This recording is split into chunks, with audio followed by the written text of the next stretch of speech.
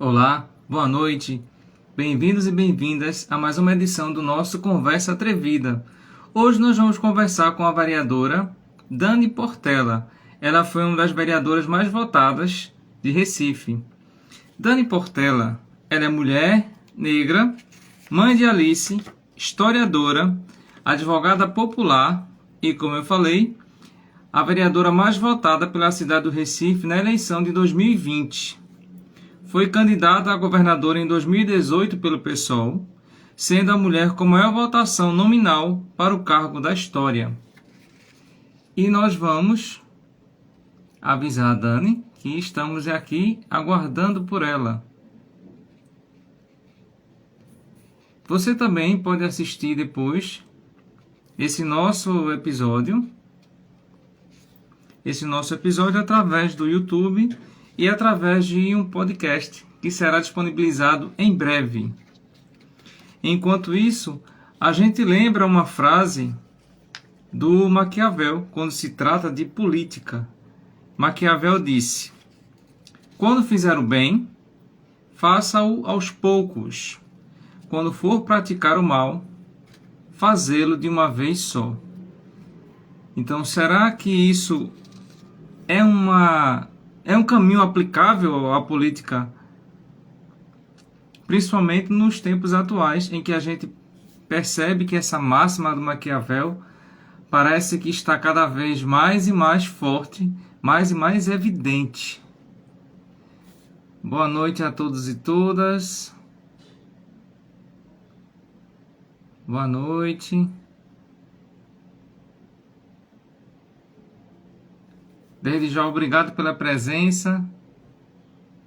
Estamos aguardando a Dani Portela chegar para a gente iniciar esse nosso bate-papo. A propósito, como é a relação de vocês com a política partidária? Eu falo política partidária porque a gente faz política a todo momento. Desde o momento em que a gente decide usar uma cor, desde o momento que a gente decide por um curso, desde o momento que a gente decide em trabalhar em uma determinada empresa, a gente já está tendo uma atitude política. Mas como é essa relação de vocês com a política partidária? A gente vai trazer algumas questões nesse sentido e também cruzando com o feminismo e a militância. Então, estamos aguardando a Dani. E para quem chegou agora, como eu falei, vocês em breve estarão disponibilizados em podcast esse nosso bate-papo.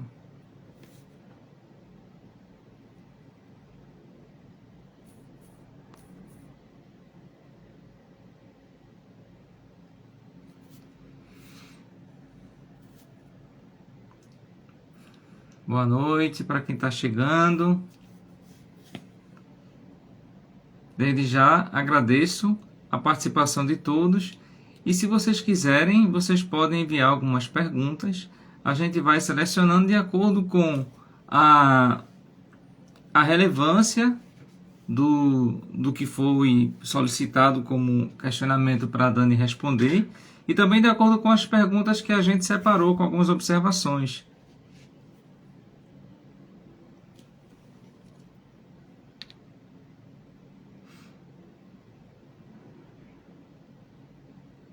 Deixe-me avisar mais uma vez.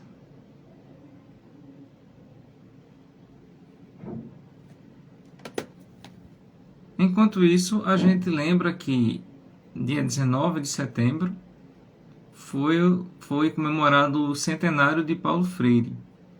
E Paulo Freire, ele fala em um dos seus livros o seguinte: eu sou um intelectual que não tem medo de ser amoroso.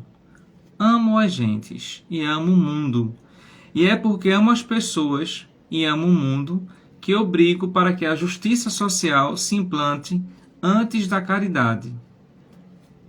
Então ele vai quebrar muitas vezes com essa história de caridade, como se a gente ficasse sempre disponível a receber caridade. E existem até pessoas que defendem a política caridosa, São conceitos que muitas vezes entram em choque. Existe uma obrigação política de quem está nesse cargo em que você precisa observar o bem maior. Então não é caridade, é uma obrigação ético-moral, que foi quebrada por Maquiavel, como a gente já disse no início. Só relembrando a frase de Maquiavel: quando fizer o bem, faça-o aos poucos. Quando for praticar o mal, fazê-lo de uma vez só. E a gente vai ter a oportunidade de conversar com a Dani também sobre essas questões de ética na política.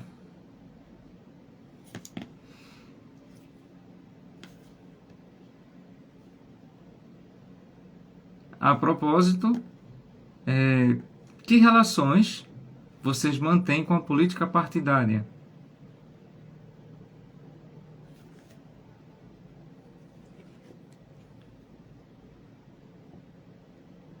Deixe-me avisar mais uma vez. Ah, maravilha, a Dani acabou de chegar. Iniciarmos.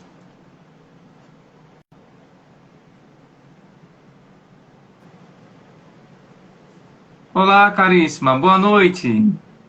Boa noite. Você me escuta bem? Sim, estou lhe ouvindo bem.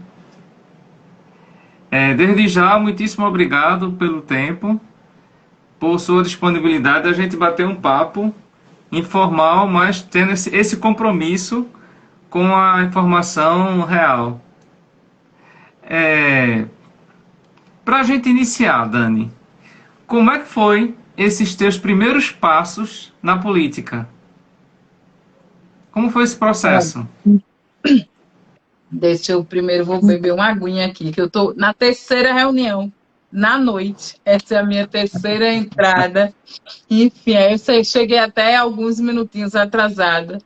Mas deixa eu te explicar esse processo, né? Para explicar um pouco esse processo, passa por um pouco de uma apresentação, né? Porque eu sempre faço isso, porque eu sempre digo que todos nós somos seres políticos, né? Sim. E especificamente na minha vida, acho que tem a ver com a minha própria história, por isso eu me apresento, né? Eu sempre digo assim, eu sou Dani Portela, porque eu vou dizer nos lugares de onde eu falo, né? Eu sou mulher, sou mãe, sou feminista, sou negra, eu me movo como alfabetizadora, eu sou professora, alfabetizadora pelo método Paulo Freire, professora de história, mas eu sempre digo que eu sou filha do processo de redemocratização do país. Quer dizer, né? Uhum. De alguma maneira, todo mundo que nasceu pós-período da ditadura militar brasileira é filho do processo de redemocratização. Só que no meu caso, é o seguinte, eu sou filha por adoção. Então, eu sou filha por adoção de um ex-preso político da ditadura militar brasileira. Esse meu pai, por adoção, ele foi preso por 2 vezes, ele foi dado como desaparecido, ficou desaparecido por 4 anos e foi torturado. E devido às torturas sofridas, ele ficou estéril. Então, a história da minha adoção, da minha chegada nesta família, tem justamente a ver com essa história da luta pela redemocratização do nosso país. Então, justamente esse homem, né, que era meu pai por adoção, ele foi torturado e algumas vezes, e eu cresci ouvindo esse homem acordassem durante a noite com pavores noturnos, né? Crise de Sim. pânico, alguma coisa desse sentido. E ele sempre dizia que isso não tinha muito a ver. Ele gostava de falar muito pouco sobre isso, não, era raro comentar. E geralmente o que não era devido às torturas que ele mesmo sofrera. Ele relatava de uma certa noite que ele estava preso no Rio de Janeiro e ele passou a madrugada inteira acordado, escutando gritos que vinham da cela ao lado da dele, né? Gritos de uma mulher. Aquela sessão de tortura se estendeu tanto, tanto, tanto que ele adormeceu. E ele foi acordado por um choro de uma criança.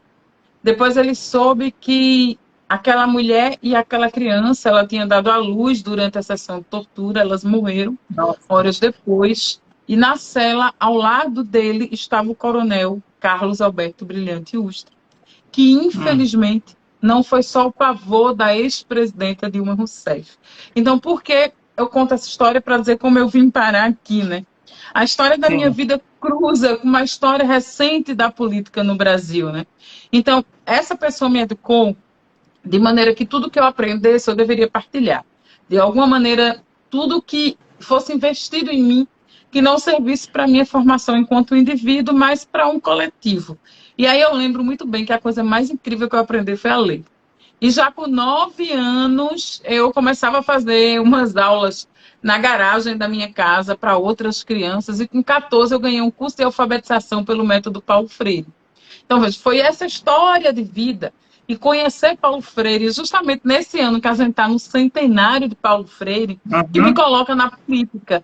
Quando você vai ensinar uma pessoa a ler e entende que alfabetizar muito mais do que juntar letras e formar sílabas, sílabas e formar palavra, é ensinar a ler o mundo e a transformá-lo de maneira crítica.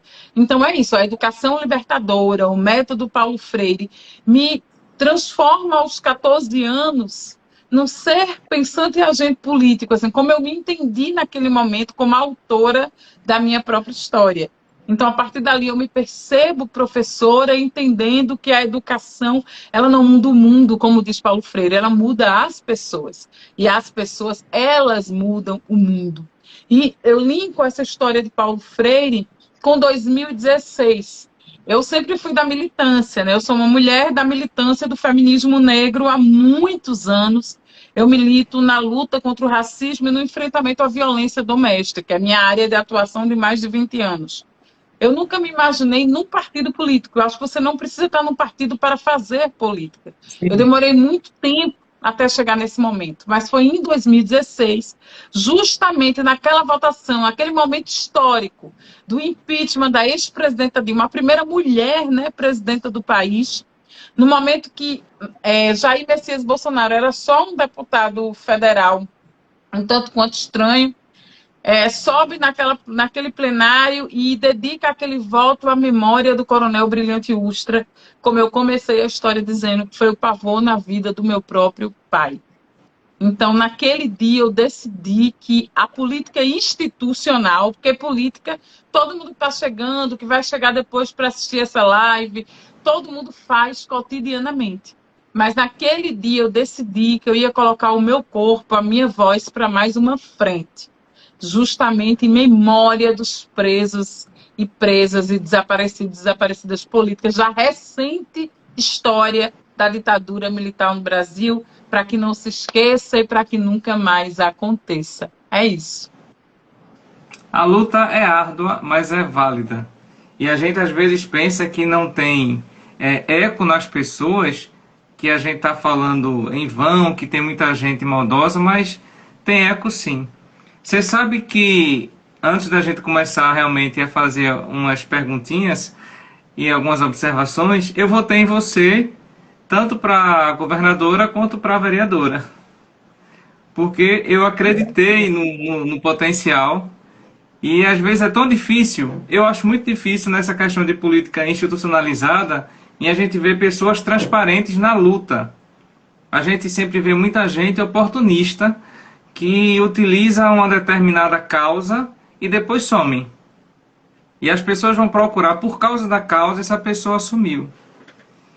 E pelo menos com você a gente não percebe isso, vê que é alguém que está sempre ativa. Inclusive em vários momentos de alguns atos que eu estou participando, você está lá. Até lá na Praça do Marco Zero, eu não falei contigo, disse não, vou deixar para a gente conversar na live. Mas você estava fazendo umas fotos com o pessoal, a gente estava bem pertinho por ali. Enfim, quais são hoje as prioridades do teu mandato? Diante dessa história assim, tão forte que marca a tua vida. Olha, deixa eu te responder. Isso que você falou de pauta, né? Começar comentando uma coisa que você falou antes de te responder diretamente. Ah, O que você falou em pauta, a gente tem que entender que para a gente não é só pauta, né? São existências. Por isso que eu vou entrar nas pautas prioritárias, assim, linkar com a pergunta. Porque, vê, Eu Aham. escutei, né? Eu lembro que quando eu pensei em ser candidata a primeira vez, a pessoa nunca foi candidata e já veio candidata a governadora. Porque é Aham. isso, elas são assim, querem muito. E aí, naquele momento, uma pessoa me procurou para conversar sobre política, sobre marketing. Aí me fala uma história, né? Que para vocês terem uma ideia, assim, alguns políticos aqui da nossa cidade, do nosso estado, é, tinham condições financeiras, né? E a gente sabe, eu sou do PSOL, um partido pequeno, novo, recente, e que tem poucos recursos. Então, são campanhas feitas de uma outra forma, é outra forma de pensar e fazer política, né?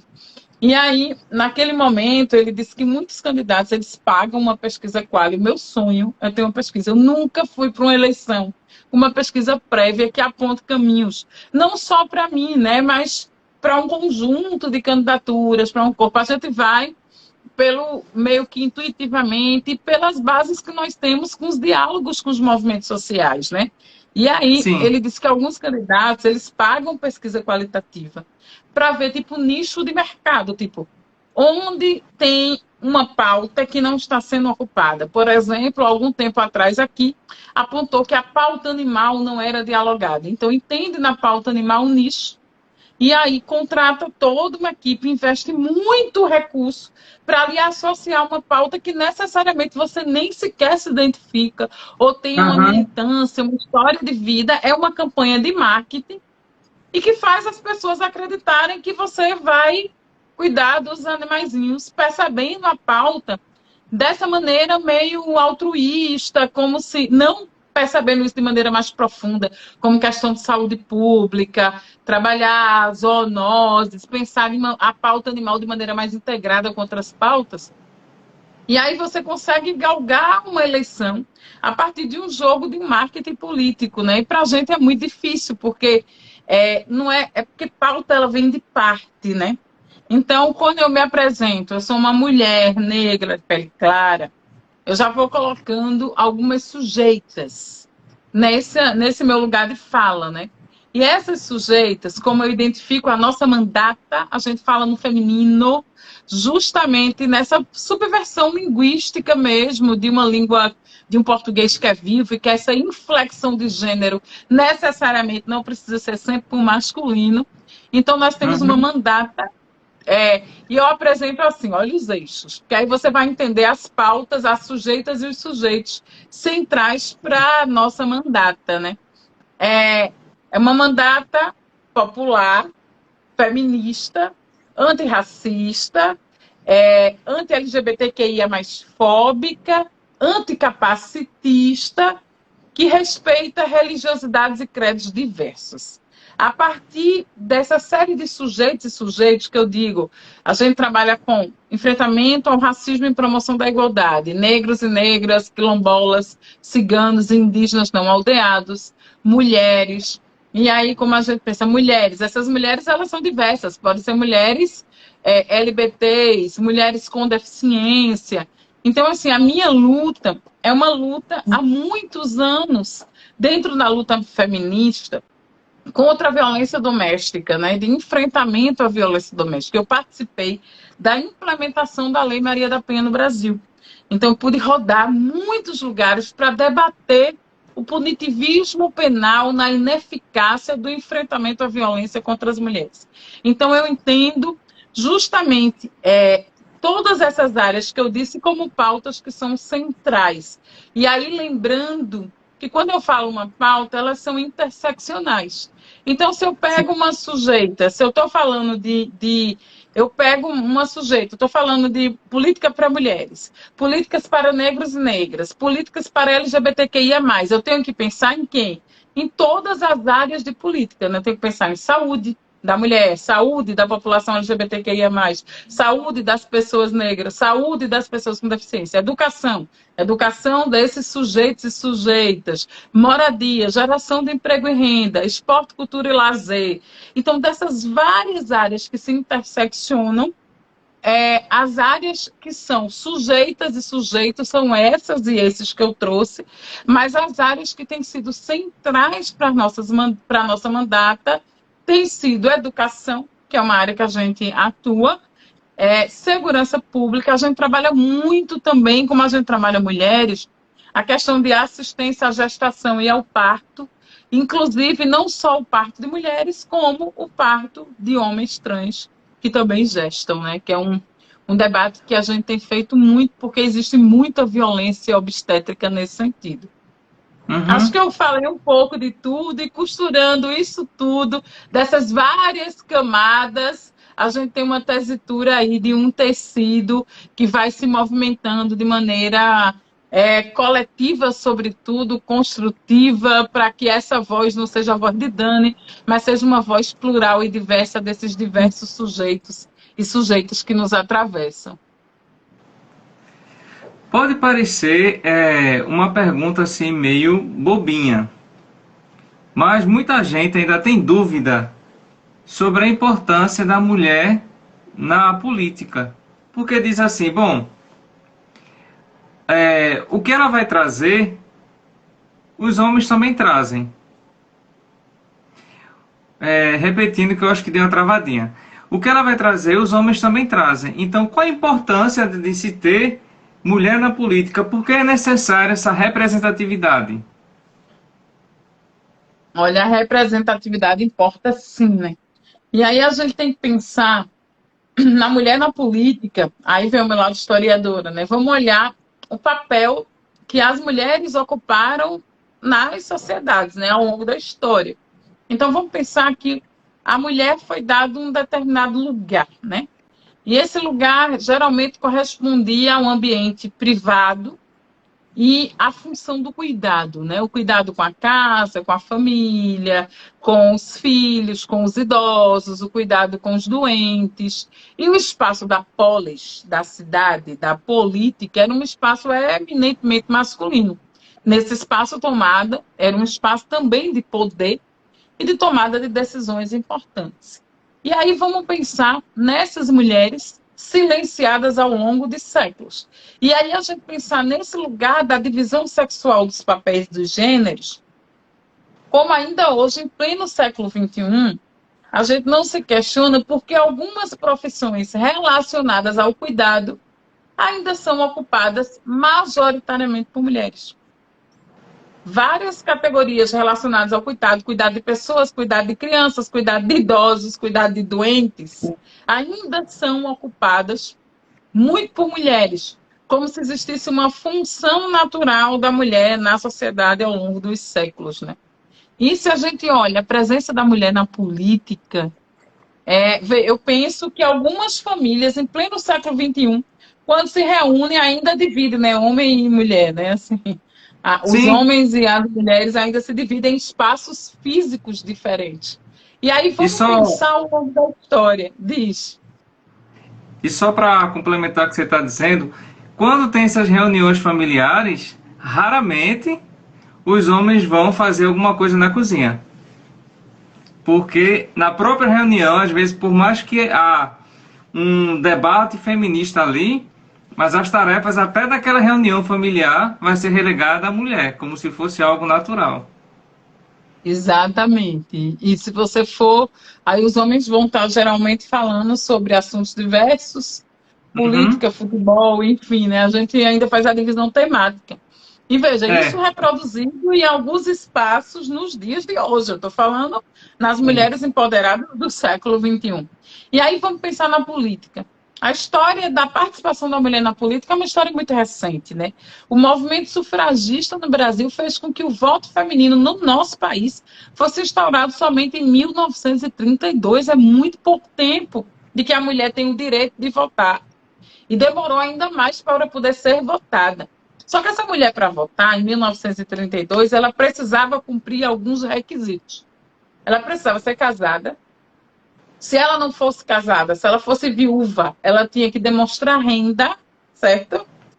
Ela poderia ser casada, viúva, desde que demonstrasse renda, ou uma mulher que não fosse casada e fosse rica o suficiente para votar, né? Então, era um exercício limitado do sufrágio, que ainda não era universal. Então, a história das mulheres na política é uma história muito recente.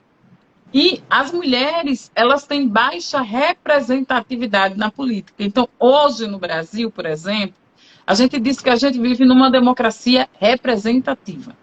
Só que a democracia representativa, ela não representa a correlação de forças real que existem na sociedade brasileira. Vamos dar um exemplo. As mulheres são maioria da sociedade no Brasil.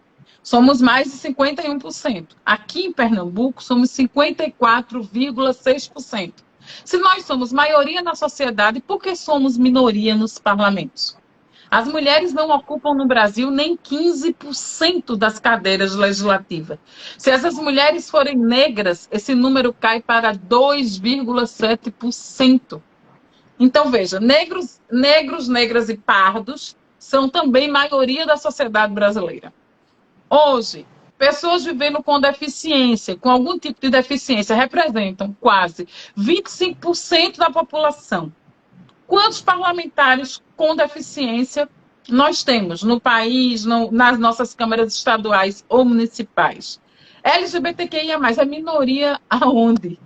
Quantas dessas pessoas estão nesses espaços de decisão e poder? Então, se a gente pensa nessa subrepresentação, é porque a caneta, eu sempre dou esse exemplo, né? A caneta, que criam as leis, que tomam as decisões no executivo, no legislativo e até mesmo no judiciário, em todos os poderes da chamada República Federativa do nosso país.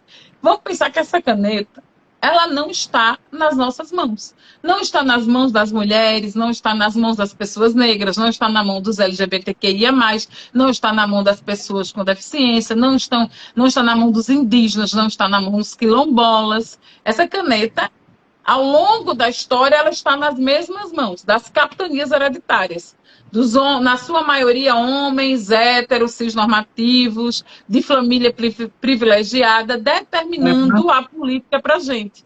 Então, mulher ocupar a política é falar em alternância de poder, é justamente trocar essa caneta de mãos. E aí eu vou te dar um exemplo que eu sempre me choca, assim, para concluir essa fala, né?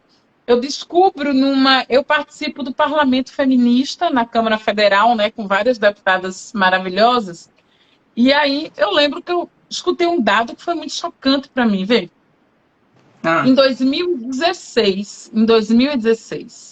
foi criado o primeiro banheiro feminino do Senado Federal. Só que tem senadora eleita desde a década de 80. Não tinha banheiro. As sessões plenárias, elas podem se estender pela madrugada. As senadoras tinham que deixar a votação, sair e ir no banheiro do público geral no corredor. Porque não tinha banheiro feminino até 2016. Aí a gente pensa, Dani, é exagero, é uma questão arquitetônica. É óbvio que não é uma questão arquitetônica. É um não lugar. É o espaço físico arquitetônico dizendo o tempo inteiro para aquela mulher que não foi pensado para que ela ocupasse aquele lugar. Porque não foi ocupado ao longo da história. Há menos mulheres na política no Brasil do que no Afeganistão, minha gente. Do que em países onde as mulheres usam burca e usam véu. A representatividade feminina é menor no Brasil. Por isso que, diante dessa baixa representatividade, que se criou a legislação, a partir do Superior Tribunal Eleitoral, de cotas, de uma reserva de cota de 30% não para mulheres, para o gênero menor representado, que no caso do Brasil são as mulheres. E aí se percebeu que mesmo reservando 30% obrigatoriamente das vagas nas candidaturas proporcionais, as mulheres não desejaram ser candidatas, não aumentou o número de mulheres candidatas.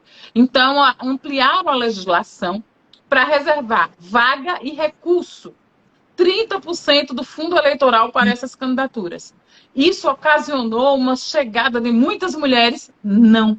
A gente ainda bate a meta de 30,6%, 31%, não mais que isso. Porque a política ainda é, para muitas de nós, um ambiente inóspito, violento. Então, assim, há um interesse do silenciamento de alguns corpos na sociedade brasileira. Quando as mulheres chegam na política, constantemente elas são violentadas, ameaçadas. Veja o que aconteceu com Marielle, é o caso clássico, mas agora, recentemente, com as deputadas também do mesmo partido que eu, com Érica Hilton, com as vereadoras de São Paulo, que se elegeram mulheres negras travestis, todas. Beni Brioli, de Niterói, mulheres negras transexuais. Assumiram, foram ameaçadas de morte, e uma delas teve a sua casa alvejada por tiros. A gente tem várias parlamentares de um partido muito pequeno que vivem com segurança 24 horas, porque ousaram elevar a voz para entrar na política. Então, é um ambiente que a gente precisa ocupar e precisa entender que a gente precisa trazer mais e mais e mais e mais para que se amplie essas vozes e essas representatividades. Então você acha que esse engajamento feminino, ele não é uma realidade expressiva por causa dessa violência subreptícia? Porque a gente vive numa sociedade completamente hipócrita, que fala que não tem violência, fala que não tem determinadas atitudes que são que denigrem o outro ser, mas a gente percebe isso através dos números. Então você acha que essa forma política é um dos entraves para que haja mais engajamento feminino na política? Olha, eu acho, na verdade, eu estou aqui falando contigo e vendo os comentários, algumas pessoas conhecidas chegando, Kika. Aí eu estou prestando atenção a você no comentário, Josilene falando do meu cabelo. Josilene ela disse: seu cabelo está maravilhoso, esse está meio torto, porque fui eu que inventei de cortar, mas que bom que você Não, elogiou, porque eu estava achando é um uma tanto quanto poeta estranho. carioca, maravilhosa. Uma poetisa carioca, perdão. Obrigada, querida. É, eu acho que justamente esse ambiente, por ele ser um ambiente que muitas vezes é inseguro, que muitas vezes é inóspito, ele dificulta. E eu acho que para além do ambiente, veja, a minha primeira experiência, eu fui a vereadora mais votada aqui da capital, né? Então, quando você tira em primeiro lugar na eleição, você faz o discurso de abertura da legislatura. Eu fiz o discurso de posse, que eu chamei aquele discurso de reintegração de posse, dos territórios políticos que nos foram negados. Era um discurso não de posse, mas de reintegração de posse, porque é tudo nosso. Desde Uhum. de quem já vivia aqui antes de nós, né? Então a gente veio para ocupar e não mais sair. Mas no meu primeiro dia no espaço legislativo, uma mulher negra do serviço terceirizado, que trabalhava na limpeza, chegou para mim e disse: vereadora, aconteceu uma coisa comigo, eu queria partilhar, que eu não sei se foi racismo. E aí ela me narrou que um outro colega, vereador eleito, chegou para ela e disse: você viu quem foi a vereadora mais votada? Ela parece uma parceira sua, vê. Parceira, para quem não é daqui, que eu vi que tem gente não é daqui, é um termo de Sim. maneira pejorativa. Você diz: é alguém próximo a você, que se parece com você, que anda com você. Ela parece uma parceira sua, mas dessa vez ela não veio para limpar o banheiro, veio para ser vereadora, né? Esse mundo está perdido mesmo. E Nossa. veja, claro que eu disse para ela: olha, você sofreu racismo, mas mais do que racismo, a minha presença incomoda porque é, você é uma de nós, eu sou uma de nós. Como a gente pode pensar nisso? Assim, a coisa mais impactante para mim de fazer campanha era chegar com o material de campanha e entregar. As pessoas olharem, aqui eu estou com papel em branco, tá mais simulando Sim, que sim. eu falo muito com as Aham. mãos. A pessoa olhando, e aí dizia: olhava para a foto e dizia: você parece com a minha irmã. Você é a mesminha da minha sobrinha. Parece uma vizinha minha. E aí eu pegava esse parecer de traços físicos, e dizia: Sim. eu me pareço mesmo. Mas vamos olhar para a maioria dos políticos do Brasil, eles se parecem com a sua irmã, se parecem com a sua vizinha, se parecem com a sua sobrinha. E por que não se parecem? Em quem nós temos votado, né? São pessoas que se parecem conosco, que pisam o chão que a gente pisa, que entendem a realidade que nós vivemos. Então, como é que essas pessoas que têm a caneta na mão, que vão criar lei, que vão legislar, fiscalizar, que vão estar nos parlamentos, elas não se parecem conosco? Que democracia representativa é essa? Que a nossa voz não é ouvida.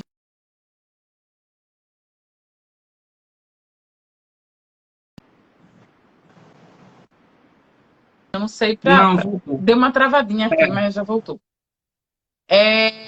Então, veja, Eu acho que esse ambiente, ele é violento, é difícil, é muito comum as mulheres elas serem silenciadas, terem sua voz interrompida, sofrerem toda sorte de violência política.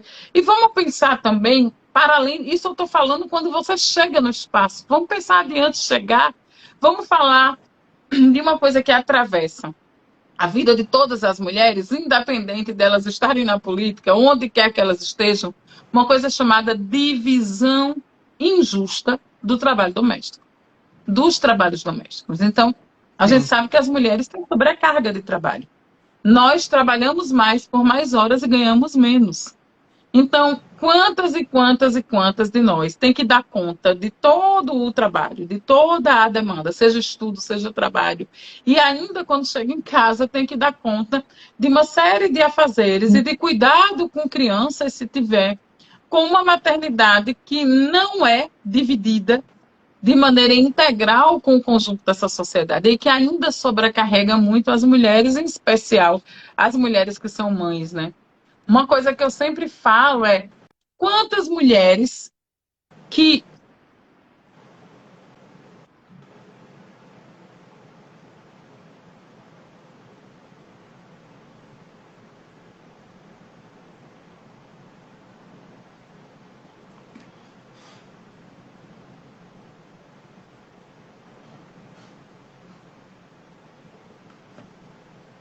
Opa, deu uma travadinha.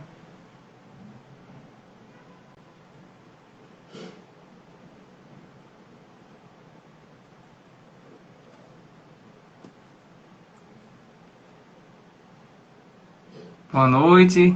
A gente está conversando com a Dani Portela e nesses imprevistos, a, acabou caindo, mas ela está de volta já.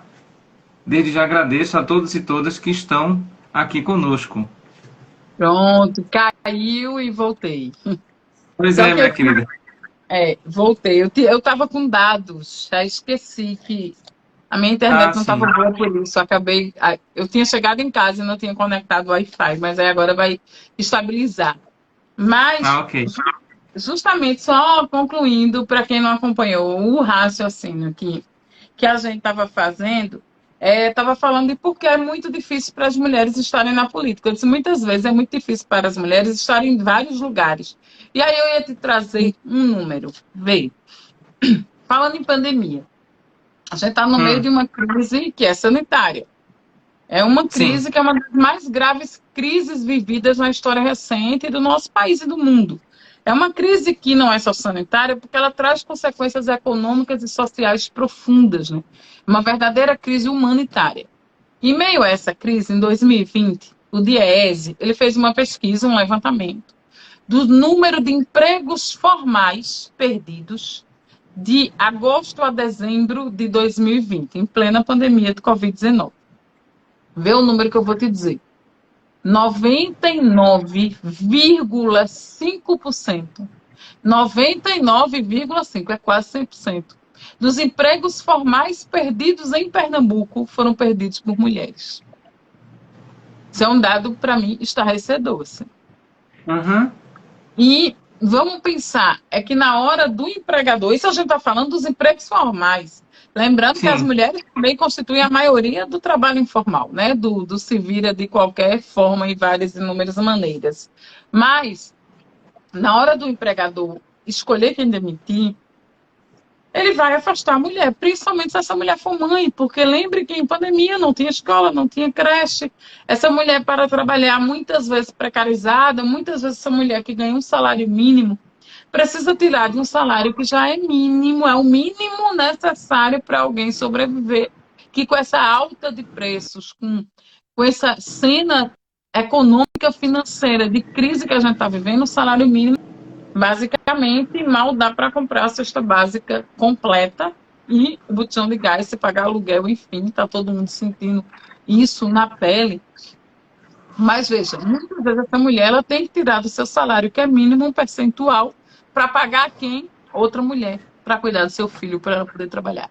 Geralmente uma vizinha, um irmão, uma tia, uma parente, enfim. Então, essa divisão injusta dos trabalhos domésticos que precariza muitas vezes a vida das mulheres e que para essas mulheres é muito mais difícil estar em vários espaços. É muito mais difícil estar em vários espaços. E a política é um deles.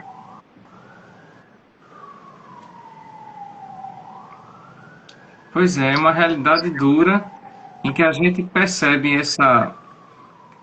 essa continuidade, porque existe também uma política de manutenção desse lugar da mulher.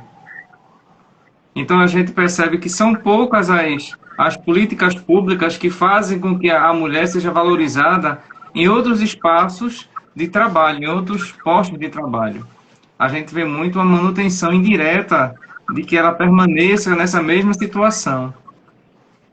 Mas eu estava lembrando aqui também, Dani, sobre principalmente esse processo que a gente viveu nesses atos, existe um tom violento permeando a sociedade, principalmente promovida pelo governo federal, que não se posiciona e aí estimula que aconteça mais violência.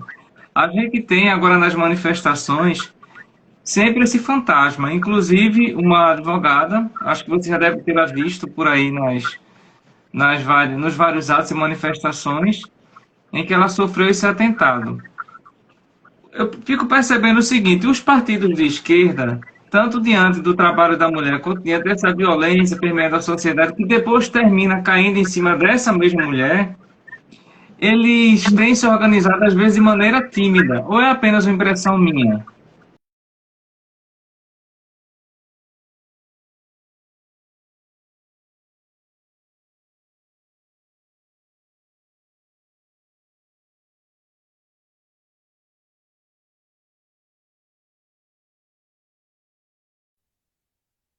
Voltou? Outra travada. Eu Voltou. na minha internet não, acho que agora está estável, enfim. Mas vamos aqui, veja. Eu acho que a gente ainda precisa avançar muito em termos de organização, principalmente o que aconteceu no dia 29 de maio, quando nós chegávamos no final daquela passeata, de mais um ato pelo Fora Bolsonaro. Naquele momento, como lema central, vacina no braço e comida no prato, e fomos recepcionados por bala de borracha, por bala de efeito Uhum. moral e bombas, ali já acende o alerta que a gente precisa estar atento à nossa segurança, né? E isso é uma Isso. coisa que a gente precisa estar cada vez mais atento, né? O que aconteceu no último sábado é inadmissível, né? Eu estive lá, estive no local, até Uhum. que ela fosse socorrida. Mas é a gente pensar, e justamente ela estava cumprindo uma função como advogada popular na comissão de segurança do ato. Então, quem cuida de quem cuida, né? Como a gente tem que pensar numa maneira de Uhum. proteção mais ampla, a gente voltamos às ruas.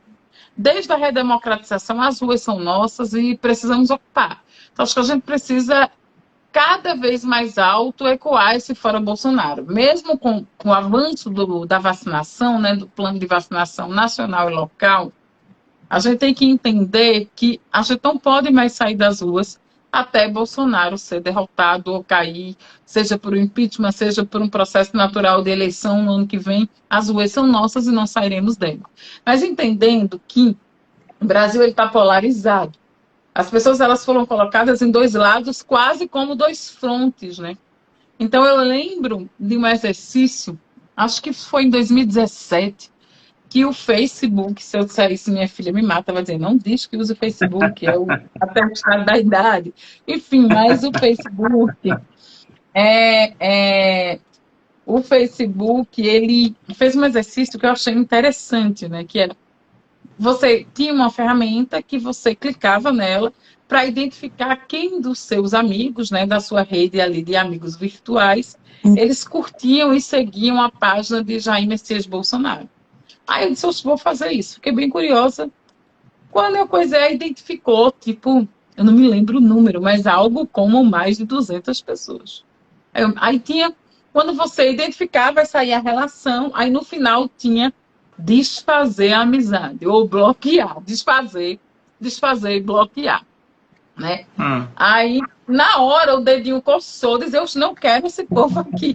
Pô, aí eu disse, não, mas antes de eu fazer isso, deixa eu olhar quem são. E aí o susto, né? O susto que eu levei, o susto que você levou, o susto que todo mundo que está chegando aqui para assistir levou em algum momento. Quando eu vou passando aquela listinha de quem seguia Bolsonaro, aí você se depara, né, com amigos de infância, amigos de Uhum. faculdade, de trabalho, vizinhos, para minha surpresa, familiares, até muito, muito, muito próximos. E aí, na hora, foi tipo um soco assim na boca do estômago, como falamos, de meu Deus, e agora? Que momento é esse? Então, desfazer amizade, clicar no botão e desfazer amizade na rede social é fácil. Bloquear da rede social é fácil, mas e da vida? E da Uhum. vida, e da vida, Então, acho que todo mundo teve alguma grande treta em um grupo de família. Mas veja, eu estou falando isso, mas Hum. 2018 me representou um divisor de águas, né? Uma cisão. Então, essa polarização, muitas vezes ela esvazia o aprofundamento dos debates, né? E acho que a gente não. Um grande erro dos governos democráticos foi não ter debatido, por exemplo, a democratização dos meios de comunicação, né?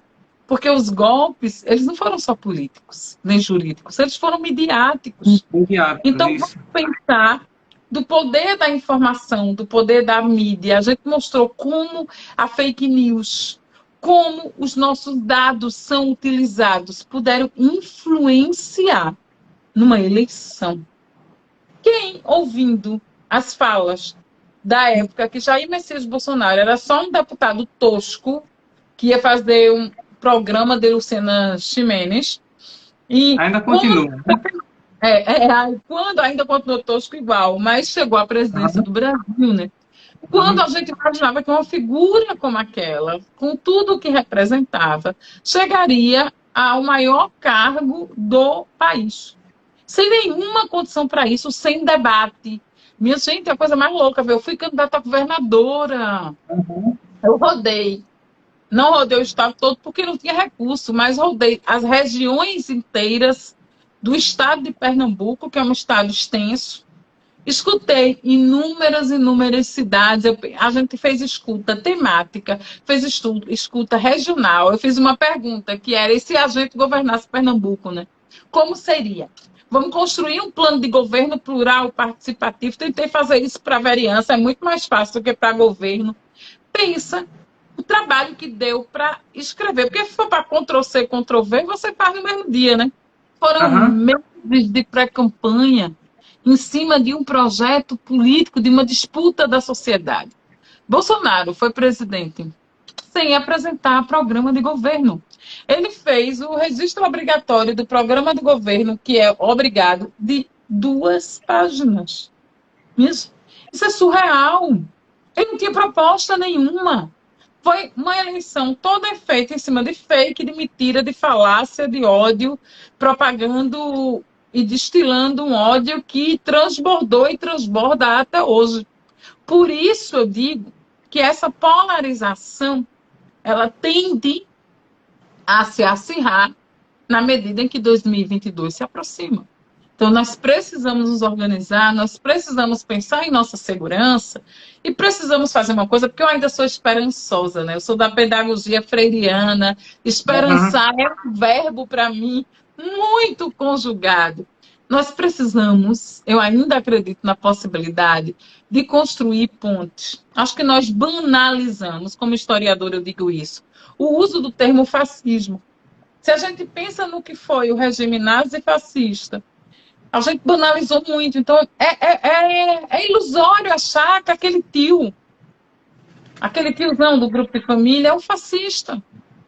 É ilusório achar que aquele teu vizinho que passou anos com esse golpe midiático na cabeça dele, do primeiro jornal da manhã ao último da noite, vinculando corrupção à esquerda, corrupção à esquerda, corrupção à esquerda, uma narrativa repetida por anos, dizer que essa pessoa é gado, é fascista. A gente não aproxima ninguém assim. Então, Bolsonaro ele está enfraquecendo um dos piores presidentes da história do Brasil, mas ele ainda tem um certo. Não gosto quando a gente diz, tá ganho. Se nas pesquisas, quando o presidente do nosso campo, Lula, ele aparece, ele ganha em todos os cenários. Eu vi isso em 2018. Assim, Aham. em algum momento nós acreditamos, eu acredito que era possível virar. Então, como a gente vai fazer para virar de volta essa chave para a democracia, em defesa da vida das pessoas, principalmente nesse momento que o país ele volta para o mapa da fome? Como é que a gente vai construir pontes? Não é chamando as pessoas de fascistas, né? A gente precisa derrotar o fascismo, sim. A gente precisa entender que é um governo liberal, ele é ultraliberal na economia, mas conservador nos costumes.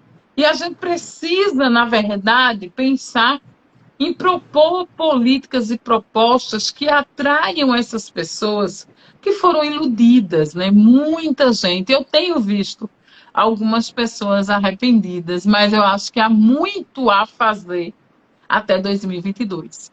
O nosso desafio é construir pontes, construir alianças o mais forte possível do campo democrático para derrotar não só Bolsonaro, mas o bolsonarismo. Sim, sim, exatamente. Mas a gente não pode também pensar na ingenuidade das coligações. Como filósofo, eu sempre penso também na responsabilidade da pessoa. Se existe aquele problema midiático que está sendo levado ali, você está sendo conduzido a uma determinada linha de pensamento, mas existe eco interno. Então, a gente também não pode esquecer da responsabilidade das pessoas que aceitaram e ainda aceitam.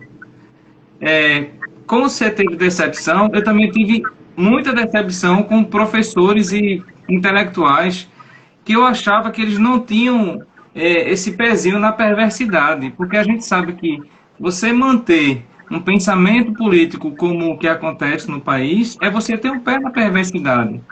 Então não é só uma questão de que as pessoas foram levadas por um discurso. No primeiro momento até pode ser, mas depois de tanto tempo é impossível a gente tirar a responsabilidade dessas pessoas. Mas isso leva para a gente a uma outra questão, Dani. Essa participação cidadã, por que ela é tão frágil? As pessoas têm tanta aversão em participarem desse processo político democrático. Olha, Até parece que elas vivem um sonho, né? Em que vai se apertar um botão, tudo vai acontecer, igual a uma historinha infantil, onde vai aparecer alguém, uma fada madrinha, um gênio, um mago, e tudo vai se normalizar, o super-homem, uma super-Dani. E a gente sabe que a vida tem dureza, não é? A gente precisa estar lá disponível também para mudar. Como é que você vê esse processo dessa participação cidadã? Olha, deixa eu linkar com uma fala, né, que você fez. Justamente eu concordo contigo que as pessoas são responsabilizadas. E aí eu lembro uma frase de Caetano Veloso, logo quando ele voltou do exílio, né? Uma frase que eu lembro que me chamava muita atenção, que ele dizia assim, olha, é importante a gente perceber que a ditadura militar brasileira foi um gesto saído de regiões profundas do Brasil e que diziam muito sobre o nosso ser íntimo de brasileiro. No entanto, Exatamente. uma vez no exílio, chegavam até mim vozes que me diziam, que nos tentavam dizer que isso não era tudo. Quer dizer, a ditadura militar foi um gesto saído de regiões profundas do Brasil e que dizia muito sobre esse ser íntimo de brasileiro. Eu acho que o bolsonarismo foi um gesto saído de regiões profundas do Brasil e que dizem muito sobre esse nosso ser íntimo. Então, justamente, a gente coloca para fora uma série de preconceito, de ódio, uma série de concepções que a gente estava ali meio que ocultando, escondendo e que se revelam, né? Porque você acreditar em Bolsonaro, que se apresentava como as pessoas estavam, justamente isso que você falou, as pessoas estavam muito desencantadas com a política. Existe um processo, para mim tem sido bem difícil esse lugar, porque existe um processo de criminalização da política no Brasil. Então, vamos pensar que a gente tem 3 poderes, né? o executivo. O princípio da democracia brasileira é a harmonia e a independência dos três poderes, né? Legislativo, judiciário e o executivo. Vamos pensar justamente que o poder legislativo, né, e o poder executivo, os políticos de uma maneira geral, ao longo da história, eles foram criminalizados e são, porque realmente existem inúmeros maus políticos, né? O uso inapropriado de bens públicos, essa confusão da gente entre o público e o privado, a própria legislação de como ela é pensada, que você pune muito pouco você pune individualmente os crimes contra o patrimônio e pune muito pouco os chamados crimes de colarinho branco, de desvio. Então, começou uma série de operações que criminalizavam as atitudes de vários políticos ao longo da história do país. Então, acho que existe nas pessoas uma incredulidade de que é possível mudar, de que é possível Uhum. ampliar essa voz, que é possível fazer diferente. Então, é muito comum essa ideia de que eu estou cansada, eu não aguento mais, eu não acredito mais na política, né? E eu acho que isso é um desafio para a gente mudar. Eu vou te Quando eu estou em sala pedir, de aula, eu preciso carregar o meu celular, estou com medo que o meu celular descarregue. Deixa eu só conectar aqui. Mas pode falar, estou te ouvindo. tá ok. Quando você tiver ok, é só informar. Não, pode falar, estou lhe ouvindo, só estou me mexendo aqui. Ah, sim, sim. Quando eu estou em sala de aula e a gente está falando sobre política, e eu comecei esse nosso bate-papo justamente falando sobre isso, que tudo na vida é política, mesmo que a gente não queira, mas vai desde uma escolha de uma cor, desde uma escolha de uma profissão, a gente está fazendo política a partir dali. E a gente percebe o quanto essa história é desgastada na cabeça de muitas pessoas. Estou te E esse ouvindo. desgaste que acontece na cabeça das pessoas é difícil você desconstruir. Porque a gente sempre brinca há muito tempo que existe o quarto poder no Brasil, que é a mídia. Então, ela está sempre a serviço, ou melhor, ela está sempre fazendo desserviço à sociedade quando ela começa a trazer determinadas ideologias que vão simplesmente fazer com que exista um abismo entre as classes sociais.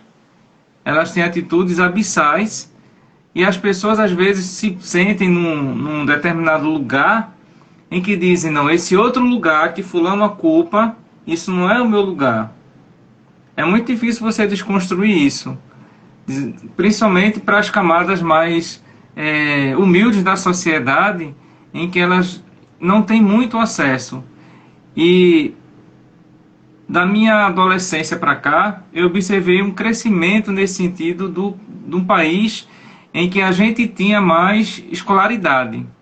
As pessoas chegavam no nível universitário. Hoje, eu estou percebendo que até parece que eu estou voltando lá na adolescência, em que há cada vez mais dificuldades de escolaridade. E a gente sabe, enquanto educador, que quando você não dá acesso às pessoas, você pode jogar qualquer ideologia e aí ficar bombardeando que elas vão aceitar esses pensamentos como pensamentos válidos.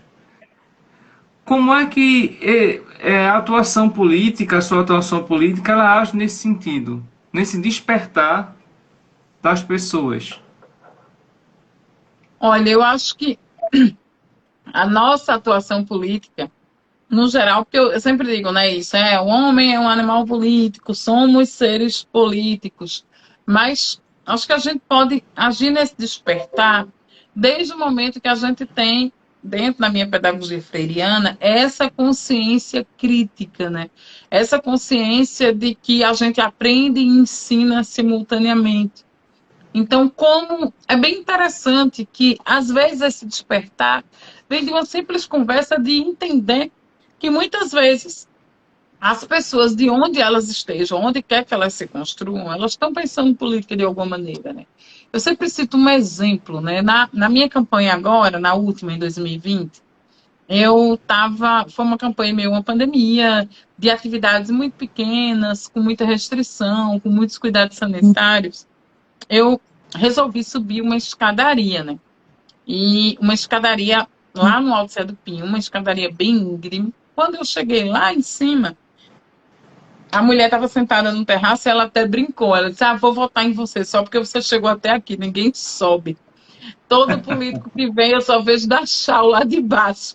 Ninguém encara em subir essa escada. Você chegou aqui, já tem meu voto. Mas eu, aí eu pedi para usar o banheiro e aí ela disse: querida, eu me sinto constrangida de deixar você usar o meu banheiro, porque faz 10 dias que não chega água aqui em casa. E da casa dela, de cima do morro, tinha uma vista muito bonita para a Casa Amarela e para a Casa Forte. Então, aquela mulher, já uma mulher idosa, muito simples, com baixa escolaridade, virou para mim e disse: candidata a vereadora, me diga uma coisa, qual é seu nome? Eu disse: Dani. Aí conversei com ela, ela disse: olha ali para aqueles prédios. É tão perto, né, daqui, a gente olhando, está tão perto, mas está tão longe. Eu estou 10 indo para 11 dias sem água. Veja a escada que eu moro, eu não tenho como descer para pegar água, né? Aí ela disse: você acha que falta água naquele prédio? Que aquelas pessoas vivem algo parecido com o que eu vivo aqui em cima. Mas olha da minha janela, como a minha janela é perto da deles, né? Então, como uma sabedoria de um despertar de que nós precisamos realmente dessa representatividade, de como a gente precisa oportunizar outras vozes para que sejam faladas, ecoadas e ouvidas, né? Para que esse esperançar realmente ele se propague entre as pessoas, essa consciência crítica que ela realmente deve vir entendendo que a nossa prioridade é o enfrentamento às opressões e que elas se constituem a partir de desigualdades de classe, de gênero e de raça. Né?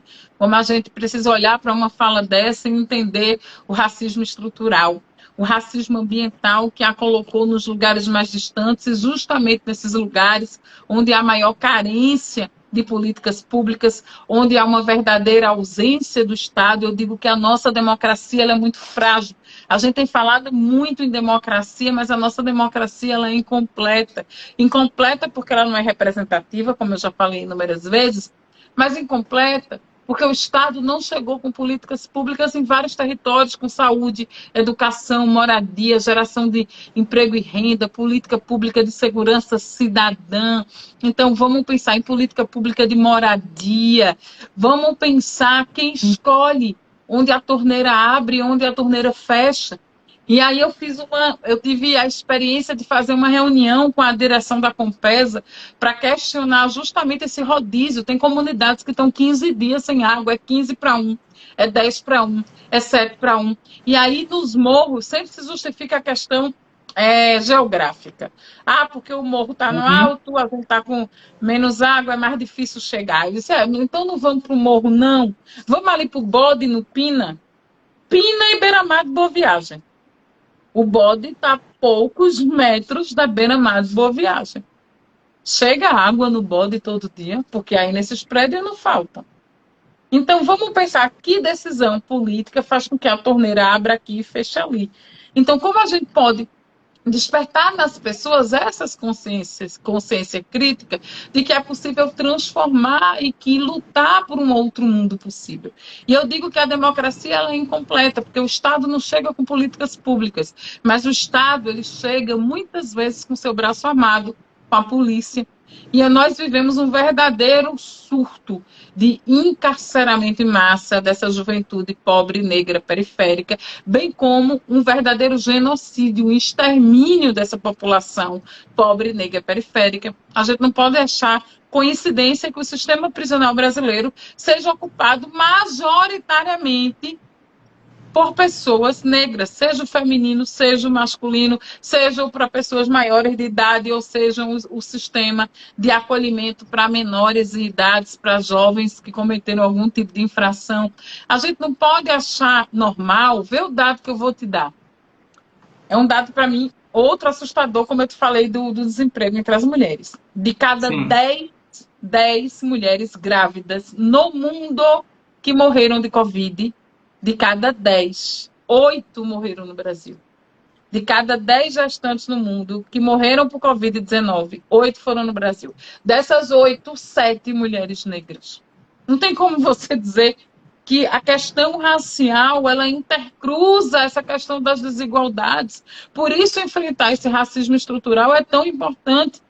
Não tem como não botar esse indicador para dizer que as pessoas negras são as que mais morrem do vírus de Covid-19, que morrem de doenças naturais, preveníveis, como diabetes, como hipertensão arterial. Justamente essas pessoas que são usuárias do Sistema Único de Saúde, do SUS, que a gente precisa fortalecer. Justamente essas pessoas que precisam desses serviços públicos, das políticas públicas. E você vê na política atual todo um desmonte do Estado brasileiro com as pautas reformistas. E aí a gente pode até fazer uma outra live para conversar sobre isso, né? Que veio todo um histórico, né? A reforma trabalhista, a nova reforma trabalhista, a reforma da Previdência, a nova reforma da Previdência, a reforma administrativa, as privatizações. Então, como esse Estado brasileiro está sofrendo ataques e um desmonte que vai atingir principalmente a classe trabalhadora, na sua maioria pobre, negra e formada majoritariamente por mulheres diversas. Então, assim, os desafios são inúmeros, mas isso realmente é possível. E aí eu conjugo a gente aqui a esperançar, né? A gente está no centenário de Paulo Freire e é isso, esperançar é voltar para uma realidade onde o Brasil não esteja mais de marca da fome, né? Então, a fome volta para o Brasil e a gente tem chamado fome de insegurança alimentar. Eu sei que são conceitos distintos, a gente pode dialogar sobre isso, mas parece ter um jeito menos chocante de dizer que, nesse momento, milhares, quase 19 milhões de brasileiros não têm certeza se vão comer no dia seguinte. É um dado assustador e forte. Dani, eu comecei essa nossa live falando duas frases, que eu acho que você não ouviu, você devia estar na outra, né? Eu apresentei um pouco de você e falei uma frase do Maquiavel e a outra do Paulo Freire. A do Maquiavel foi a seguinte: quando fizer o bem, faça-o aos poucos. Quando for praticar o mal, fazê-lo de uma vez só. E em contraponto ao Maquiavel, uma frase conhecidíssima do Freire, que diz assim: eu sou um intelectual que não tem medo de ser amoroso. Amo as gentes e amo o mundo. E é porque amo as pessoas e amo o mundo que eu brigo para que a justiça social se implante antes da caridade. Então, com essas duas frases, eu quero fazer uma penúltima pergunta provocativa no sentido de que, na tua opinião, quais são os tabus ainda que existem nessa participação, nesse entrave político? Olha, eu acho que um dos tabus centrais é justamente que a política é feita para que não seja ocupada por nós, né? O lugar um dos tabus é essa coisa de que é muito distante de mim. É uma realidade meio que distante. Sabe aquela sensação? Eu sou advogada e eu mesmo como advogada popular, eu sinto isso. Sabe aquela sensação? Alguém aqui já entrou no fórum, né? Aquele prédio, aquela coisa construída daquela maneira. E parece... Algumas igrejas tinham esse intuito, né? Assim, pensa nas igrejas, aquelas construções... As catedrais, aquela coisa que o próprio lugar é tão grande que já impõe, já coloca você no seu tamanho, né? Você se sente bem diminuída diante daquela grandiosidade, impõe um silêncio, um respeito. Não por acaso os prédios do judiciário, eles são esses prédios imponentes, né? Que você já entra, só pode entrar vestido de um jeito. Você não entra vestido de qualquer jeito. Você não pode entrar de chinelo com a roupa que você usa. Enfim. E aí vamos pensar nesse lugar do legislativo também. É comum a gente fazer, agora porque eu fui vereadora na pandemia, né? Mas eu frequentava mandatos e mandatas de outros parlamentares do nosso campo, de fazer audiência pública e a gente trazer uma galera da comunidade e ela ser barrada. Por quê? porque estava de bermuda, não pode entrar de bermuda, porque as mulheres estavam de shortinho, não pode entrar de shortinho, não pode entrar de minissaia, não pode entrar de chinela havaiana, não pode entrar. Então, assim, eu acho que eu estou falando disso, mas isso já impõe uma distância das pessoas, né? Uma distância. E quando os políticos se aproximam, eles se aproximam de maneira equivocada, assim. Eu fiquei muito chocada durante a campanha da quantidade de parlamentares, de candidatos na época que não eram parlamentares, que se elegem entregando panfletinho com promessas falsas que não cabem à função de um vereador. Tipo, eu sou vereadora. Eu tenho que legislar e fiscalizar. Eu, como vereadora, não posso construir nada, não posso construir uma calçada, uma rua. Isso é tarefa do Poder Executivo, né? Eu posso cobrar que ele construa, mas construir não. Então, construir hospital, construir isso, fazer hospital veterinário, construir casa, uma série. E aí, esses políticos que atuam justamente a partir dessas fragilidades, dessas amplas desigualdades, atuam de maneira muito equivocada nos territórios. Então, eu acho, eu vou entrar nisso. Para fazer política, aí é isso, que essa política assistencialista, né? Assim que eu me elegi, eu me choquei com a quantidade de pessoas que me paravam para pedir carta de recomendação para emprego. Eu disse, como é que eu vou arranjar emprego para as pessoas? Né? Porque é isso. É o dinheiro para o cartão, para sepultar, é o dinheiro da passagem para o interior, é a carta de recomendação para o emprego, é a dentadura. E aí, justamente, as pessoas que ocupam política de maneira errada, elas passam essa ideia de que política é para isso. E, assim, de como se dá uma ampla corrupção no sistema político eleitoral no dia da eleição, aquela coisa da compra e venda de votos, daqueles votos amarrados que a pessoa entrega o título e acha que se tem algum controle. Por isso que todo esse debate do voto impresso é auditável. Meu Deus, como ele despertou. Porque tem muita gente que dá o título e acredita que pode verificar que votou. Então as pessoas pensam, para fazer campanha, para fazer política, eu tenho que ter muito dinheiro para fazer tudo isso. Então, eu não tenho dinheiro, como é que eu vou fazer? E aí as pessoas têm que entender que a gente tem que ocupar a política de outras formas. Então, vou te dar um exemplo em números. Em 2018, eu fui candidata a governadora. E eu recebi do meu partido 50 mil reais, 52 mil reais para fazer uma campanha no Estado e uma campanha de governo. O candidato, na época, o atual governador, recebeu uma campanha recebeu 7 milhões e 600 mil. E Armando Monteiro, que ficou em segundo, recebeu 6 milhões e meio. Fez 7 milhões, quase 8 milhões de reais e 50 mil reais. A minha campanha inteira não custou horas dessa campanha. É muito desigual o sistema. Isso. E mesmo assim, sem recurso, dirigindo meu próprio carro, saindo daqui para chegar numa atividade em Petrolina, a gente consegue chegar em terceiro lugar na eleição. Então, você consegue dar um recado de que é possível, isso assusta. É dizer para essa menina terceirizada da limpeza do banheiro, da casa que eu sou vereadora, que sou eu, mas poderia ser ela, porque eu me pareço com ela. É o parecer com.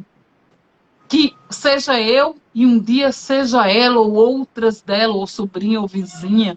Então, a gente entender que é preciso ocupar esse espaço de uma outra forma. E por isso a gente precisa dessa participação. Então, eu sempre tenho feito esse convite. Quem estiver passando por aqui, que te conhece, que necessariamente não me conhece, vamos lá, é Dani Portela Pessoal, a nossa mandata não é minha, é nossa, é de cada um e cada uma de vocês. Acompanhem, cobrem, cheguem junto, fiscalizem comigo, para que a gente possa ampliar. Para que quando uma pessoa suba, ela puxe a outra, sabe? E eu sempre termino as minhas falas trazendo um pensamento de uma feminista negra que eu gosto muito, que é a Audre Lorde, quando ela diz o seguinte, é uma coisa que muito me impacta: eu não serei livre enquanto outra mulher for prisioneira, mesmo que as correntes dela sejam diferentes das minhas. É isso. Obrigado, caríssimo, obrigado. Como eu te falei, a última perguntinha mesmo é suas influências, suas inspirações políticas.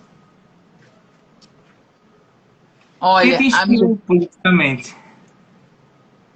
ó, se for, tu já viu que eu falo que sou, né? Se for para as inspirações, é porque eu digo, ó, é a pessoa fazer Se esses. você pudesse classificar assim três, Vou, assim, vou, três que são marcantes, sem vou te querer dizer. colocar como pódio, mas só para a gente preencher esse Olha espaço quem apareceu momentaneamente. aqui, que não está me deixando quieta, tentando subir. E Então aí, coloca na live. entrou na live. Essa é a criatura que chegou aqui faz 2 meses e meio. A gente achou na rua. Ah, E aí ela vê para isso. Vamos pensar em influência. Não vou pensar em influência na política, né? Então eu sempre vou beber nessa fonte de mulheres negras que me inspiram, assim. sim. Uma mulher negra que me inspira e que eu acho que todo mundo devia beber na fonte é uma mulher negra favelada que passou fome e que descreve desse lugar da miséria, da pobreza, da fome o seu desejo de mudar e transformar as coisas, né? Que é Maria Carolina Jesus, assim. É uma coisa que eu sempre acho que para além do quarto de despejo é uma leitura que a gente precisa muito fazer. Eu estruturo muito meu pensamento a partir de várias leituras de Angela Davis. Acho que a gente precisa perceber o Mulheres, Raça e Classe e perceber como as mulheres precisam se organizar. E de figura política, assim, acho que o que me traz muito para esse lugar que eu estou hoje é uma figura que me impulsionou a estar aqui hoje, foi Marielle. Assim, quando eu decidi ser candidata, por um momento eu pensei em desistir porque eu vi que não vinha recurso para a campanha. Fazer uma campanha para um estado todo com 50 mil reais, você não contrata nenhuma equipe mínima de Uhum. comunicação. Imagina, isso é para tudo, é para abastecer seu carro, fazer comunicação, papel, distribuir, discutir programa, tudo, tudo, tudo. Quando eu vi que as condições eram muito difíceis, eu disse, não sei, será que eu vou para governadora? Eu nunca fui candidata. Quando eu estava pensando em desistir, eu tive uma conversa com ela no Encontro Nacional de Mulheres Negras do partido. Ela disse, Preta, não vamos dar nenhum passo atrás, é isso mesmo, uma sobe puxa a outra, vamos juntas, vamos ocupar tudo. E aí eu tive uma conversa com ela, muito nesse sentido do Ubuntu, né, que é um lema da cultura africana que Marielle trazia, né, o eu sou porque nós somos, porque nós nos fortalecemos juntas. E eu tive essa conversa com Marielle 5 dias antes de Marielle morrer. Então, no dia que Marielle foi assassinada, no momento que eu recebi a ligação, eu disse, eu não tenho como não colocar o meu corpo e a minha vida nessa disputa. Entendendo que a última fala que Marielle fez na tribuna da Câmara de Vereadores do Rio de Janeiro foi muito impactante. Quando ela falava Uhum. constantemente, Marielle era interrompida, silenciada, as pessoas, os outros parlamentares viravam as costas, não davam atenção. E Marielle, naquele momento, ela bate naquela tribuna e diz, eu não serei silenciada. Não silencie a voz de uma vereadora eleita. Poucos dias depois, Marielle foi morta, mas não foi silenciada. E a sua voz ecoou, e aquele girassol, que era o símbolo da campanha de Marielle, se espalhou, e muitas floresceram desse jardim. E Marielle hoje é uma das minhas grandes inspirações. A gente também segue vários projetos da Agenda Marielle Franco, da Fundação Marielle Franco, que hoje é tocado por Aniele. A potência que foi Marielle elegeu 3 das assessoras de Marielle, deputadas estaduais do Rio de Janeiro. Você tem lá a Dani, você tem Renatinha, você tem Mônica Francisco, maravilhosa. A ex-companheira de Marielle, Mônica Benício, foi eleita vereadora agora pelo Rio de Janeiro. Então você vê que essa voz ela não silenciou, ela ecoou. Então Marielle é hoje, para mim, uma grande referência do eu sou porque nós somos muitas, estamos juntas e juntos e vamos entender que essa primavera chegou e a primavera somos nós. Gratidão pelo convite, querido. Muitíssimo obrigado, querida. Foi excelente a gente conversar um pouco nesse primeiro momento. Espero que no futuro a gente possa conversar mais. Você se incomoda de ficar aí para a gente encerrar?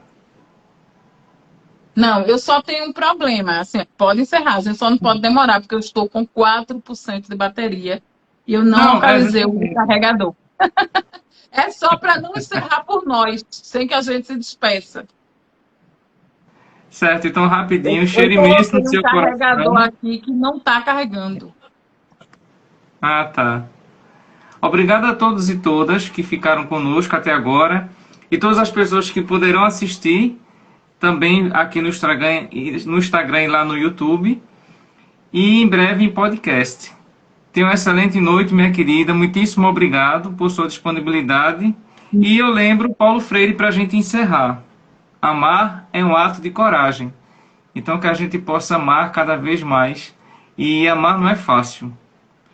Boa noite, caríssima. Tenha um excelente descanso.